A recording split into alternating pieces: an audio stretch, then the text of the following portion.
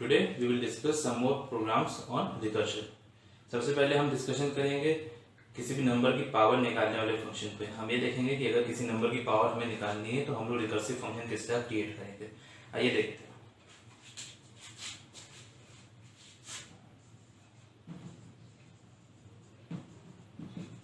Recursive function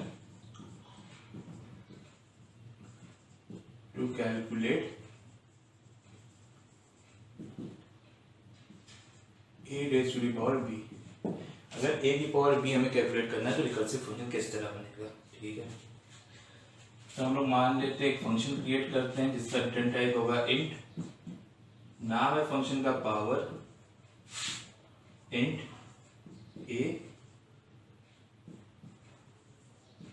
int b। ये दोनों इसमें एज अ पैरामीटर पास हो रहा है। ठीक है, if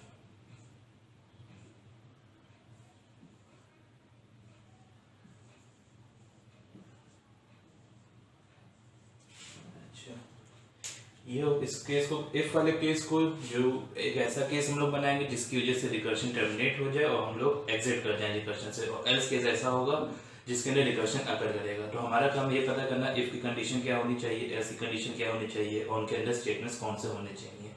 तो उसके लिए हम लोग को देखते हैं एग्जाम्पल। अगर देखा जाए कि अगर 2 की पावर 3 हमें कैलकुलेट करनी है, अगर 2 की पावर 3 कैलकुलेट करना हम लोग चाहते हैं तो क्या ऐसे करते हैं 2 इंटू 2 इंटू 2। यहाँ पे a2 है b3 है। ठीक है, a2 है b3 है, तो हमने 2 को 3 में मल्टीप्लाई कर दिया, मतलब जितनी बार b है उतनी बार 2 को मल्टीप्लाई करना है। तो हम लोग एक काम कर सकते हैं कि जब b की वैल्यू 0 हो जाए तब कहीं जाके ये मल्टीप्लिकेशन बंद होगा। तो b की वैल्यू 0 पे रिकर्शन टर्मिनेट होगा, हमारा काम खत्म होगा। तो इफ वाले केस में आ जाएगा इफ b इक्वल्स टू 0, और एल्स वाले केस में कैलकुलेशन वाला पार्ट आ जाएगा। अब अगर b 0 है तो किसी भी नंबर की पावर अगर 0 होती है तो हमें आंसर क्या मिलता है, एनी नंबर a है, अगर a की पावर 0 करते हैं तो आंसर 1 आएगा। तो कोई भी नंबर हो उसकी पावर 0 अगर है तो आंसर 1 होता है। तो यहाँ से हम रिटर्न कर देंगे रिटर्न 1। एल्स में क्या रिटर्न करेंगे, एल्स में ये कैलकुलेट करेंगे, एल्स में हम रिटर्न करेंगे a multiply by function call कर लेंगे पावर और a कॉमा b माइनस 1 पास कर लेंगे। a की वैल्यू तो वही रहती है सेम, b की वैल्यू एक एक टर्मिनेट कर रिड्यूस करते हुए 0 तक ले जाएंगे, जिसके बाद हमें अपने रिकर्शन से एग्जिट कर सकें।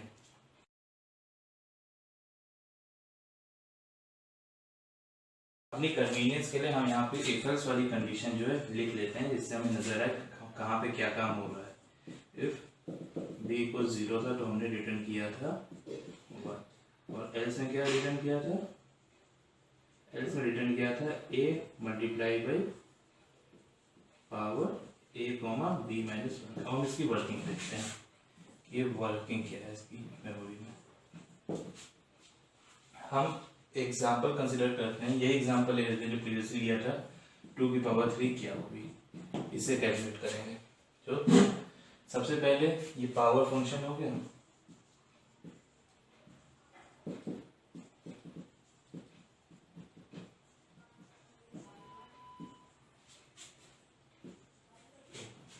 ये पावर फंक्शन हो गया। पावर फंक्शन कहीं मेन से या कहीं से भी कॉल किया जाएगा और उसमें a और b की वैल्यू पास की जाएंगी। तो इनिशियली पावर फंक्शन कॉल हो रहा है तो a की वैल्यू क्या है 2 है, b की वैल्यू 3 है इनिशियली।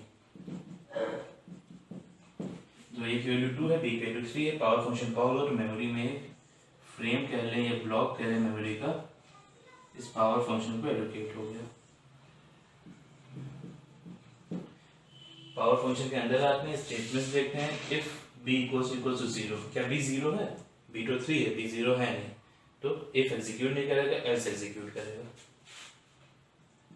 इफ एग्जीक्यूट नहीं किया, एल्स ने एग्जीक्यूट किया, और हमें क्या मिलेगा, रिटर्न करना है return 2 multiply by power 2 comma a comma b minus 1, 2 comma 3 minus 1, 2 comma 3 minus 1 2।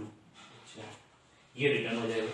अब इसकी वैल्यू कैलकुलेट करनी है, इस लाइन की वैल्यू क्या होगी, तो उसके लिए हमें ये पावर 2,2 की वैल्यू पता होनी चाहिए।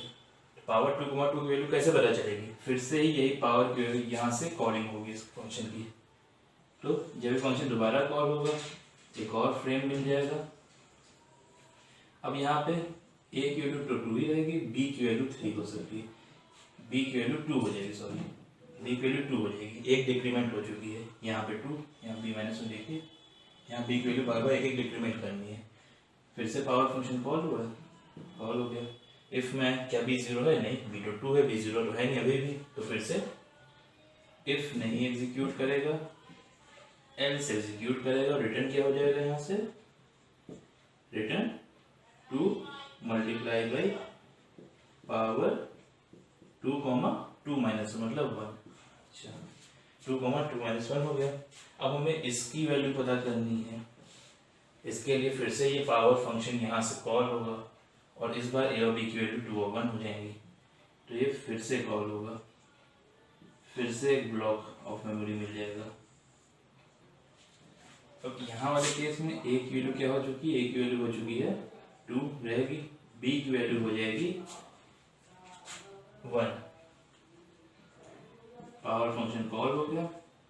इफ क्या b 0 है, नहीं, b तो 1 है, b 0 है नहीं, तो b फिर नहीं एग्जीक्यूट करेगा, इफ एग्जीक्यूट नहीं करेगा, एल्स एग्जीक्यूट करेगा, रिटर्न हो जाएगा क्या 2 मल्टीप्लाई बाई पावर और 2,1 माइनस 1, b -1 है, 1 -1 तो 0, 2,1 -1। अब इस मल्टीप्लिकेशन की वैल्यू पता करने के लिए फिर से ये फंक्शन यहाँ से कॉलिंग होगी, इसकी एक नया मेमोरी का ब्लॉक बन जाएगा, एक ब्लॉक का मेमोरी नया क्रिएट हो जाता है। इसमें क्या होगा, a की वैल्यू 2 रहेगी, b की वैल्यू 0 हो चुकी है, फिर से पावर कॉल हुआ, फिर से पावर फंक्शन कॉल किया, ठीक है। अब इफ को देखेंगे, क्या b 0 है, हाँ b तो 0 है, तो इस बार क्या होगा, इफ एग्जीक्यूट करेगा, हमारा बेस केस एग्जीक्यूट कर जाएगा, एल्स या रिकर्सिव केस इस बार एग्जीक्यूट नहीं करेगा। पहले के 3 बार देखा हमने कि बेस केस या इफ हमारा एग्जीक्यूट नहीं कर रहा था, रिकर्सिव केस कह लें या एल्स कह लें, वो एग्जीक्यूट हो रहा था। लेकिन जैसे ही b 0 हुआ, हमारा एल्स ना एग्जीक्यूट होकर इफ एग्जीक्यूट हो गया, तो इफ एग्जीक्यूट होगा तो क्या रिटर्न हो जाएगा, रिटर्न हो जाएगा 1,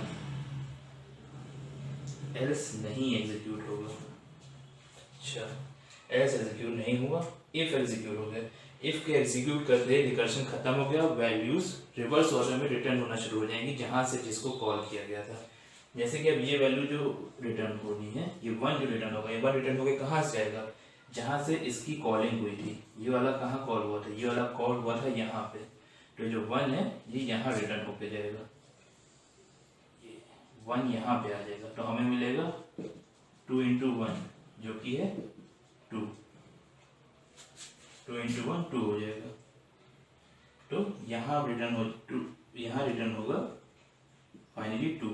अब ये 2 कहाँ रिटर्न होके जाएगा, जहां से ये कॉल हुआ था, ये कॉल कहाँ से हुआ था, ये कॉल यहाँ से हुआ था, यहाँ पर, तो 2 वैल्यू यहाँ होकर रिटर्न होके जाएगी और हमें मिलेगा 2 मल्टीप्लाई बाई 2 विच इज 4, मतलब यहाँ से फाइनली रिटर्न होगा 4, यहाँ से 4 रिटर्न होगा, और ये 4 रिटर्न होकर कहाँ जाएगा, जहाँ पे इसकी कॉलिंग हुई थी।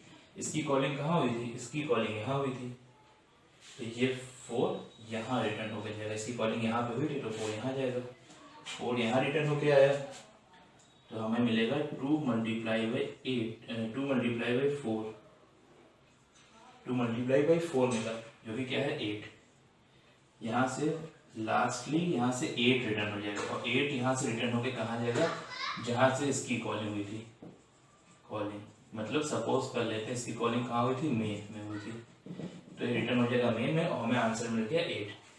तो हमने देखा रिकर्शन के थ्रू हमें 2 की पावर 3 क्या थी, 8 थी, जो आंसर हमें रिक्वायर्ड था मिल गया, ठीक। तो रिकर्शन के थ्रू हमने देखा किस तरह फंक्शंस एक के बाद एक कॉल होते चले जाते हैं। हमें क्या करना है, एक प्रोसीजर में बस कॉलिंग पे नजर रखनी है कि कहाँ पे रिकर्सिव फंक्शन कॉल किया गया है। यहाँ पे जैसे 2 × पावर 2,2 आया था, अब हमें पता नहीं था कि पावर 2,2 की वैल्यू क्या है, जब तक इसकी एक इंटीजर वैल्यू हमें पता नहीं होगी तो हम 2 को मल्टीप्लाई किससे करेंगे, कैसे पता करेंगे, तो उसके लिए जब पावर 2, 2 को हमने यहीं से सिमिलर वे में प्रोसेस किया तो हमें ये मिल गया। तो यहाँ से करने के लिए फिर से यही काम किया।